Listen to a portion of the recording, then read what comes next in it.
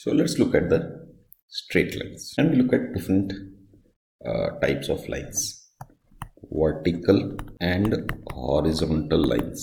So the locus of a point which moves such that its y coordinate is 0 is the x-axis. So what this means is set of all points where the y coordinate is 0.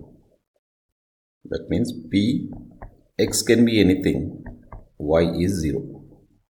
So that is nothing but the x-axis. So equation of x-axis would be y equal to 0. So here it doesn't matter what the value of x is, y will be 0. Similarly, equation of y-axis would be x equal to 0. So in this case, it doesn't matter what the y value is, x will be 0. So this would be a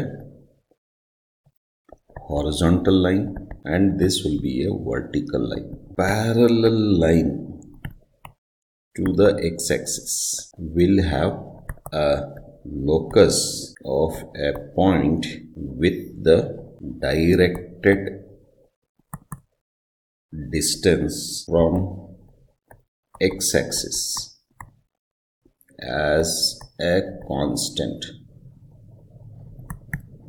So let's say this is x-axis. So this would be y equal to 0. This would be x equal to 0. Now if we have a horizontal line, this would be y equal to k. If we have a vertical line, this would be x equal to h. So directed distance means, what this basically means is that this and this is h. The important aspect of a line is the slope of the line. Now previously we have seen that if we have a line like this, then rise by run. So we saw slope is nothing but rise by run. The number of units that it goes up divided by the number of steps that goes to the right. If it is to the left, it will be negative. If it is to the down, it will be negative. But another way of looking at slope is, remember, this line is going to make an angle theta. So the angle theta made by the line with the positive direction of the x-axis is taken and its tan, that is tan theta, is called the slope. But why tan? Why not something else? Because remember here, rise by run, right? So if we take this, so rise is this, which is opposite side. Run is this, which is the adjacent side. So rise by run is opposite by adjacent. This is nothing but tan. So for example, if theta equal to 30 degree, this would be 1, this would be root 3. Yes, tan 30 would be equal to 1 by root 3. Now if we use Pythagoras theorem and calculate, this will be 2. The hypotenuse will be clear. For a straight line making an angle theta, the slope is always constant.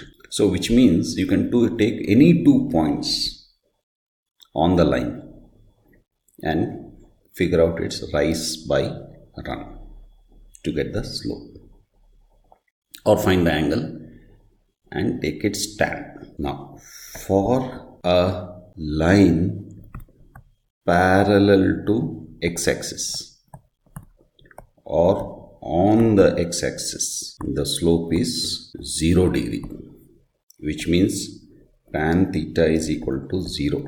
Okay, for a line perpendicular to x-axis or parallel to y-axis or on the y-axis, the slope is the two way of looking at it depending on how you look at it. It will be either undefined or infinite. Since we know that tan 90 is undefined or infinite. Okay, theta varies from 0 degree to 180 degree.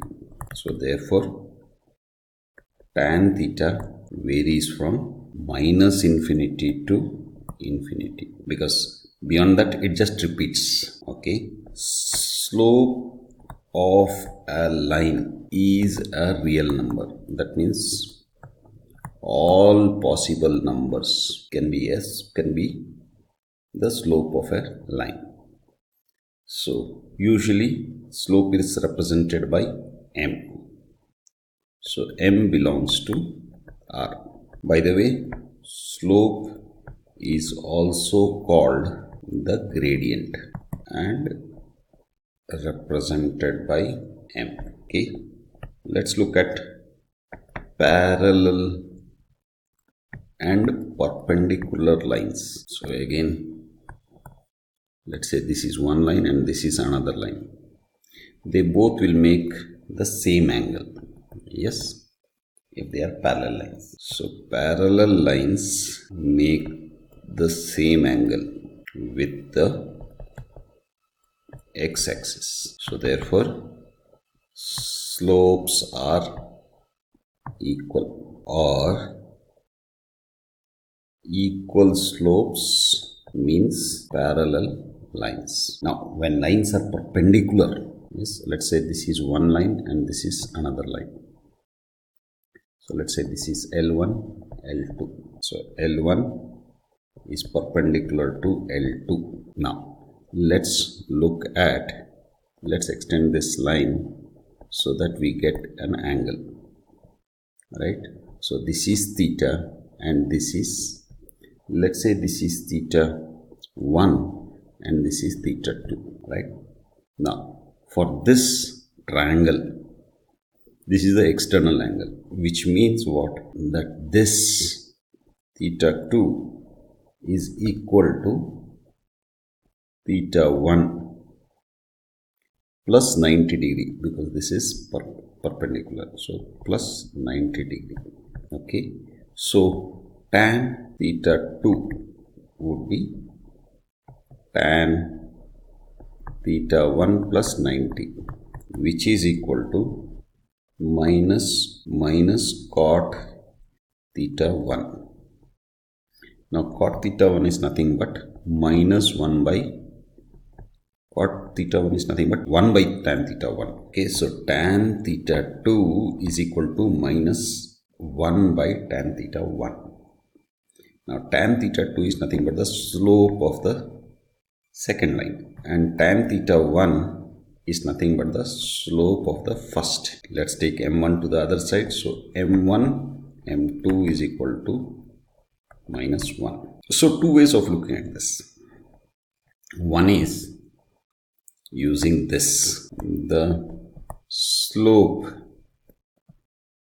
of a line perpendicular to another line is the negative reciprocal of the slope of the other line.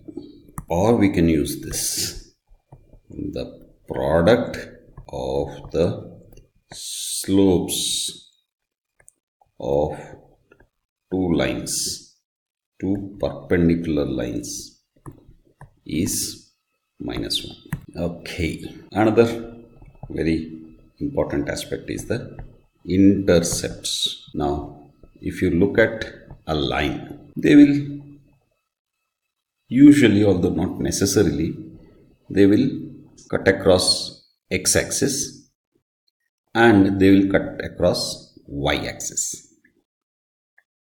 So let us say this is A and this is B, and let's say line is L1.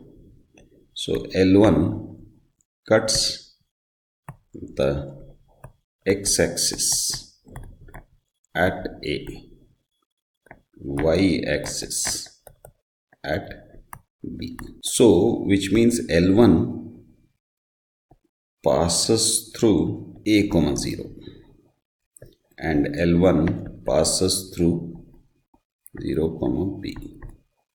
So this is A, this is B. Now A is called the x-intercept and B is called the y-intercept. So you need to understand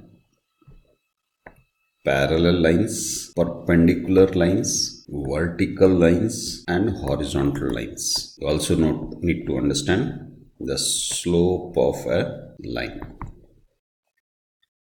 and the intercepts, x and y intercepts. So that's it for now. Bye.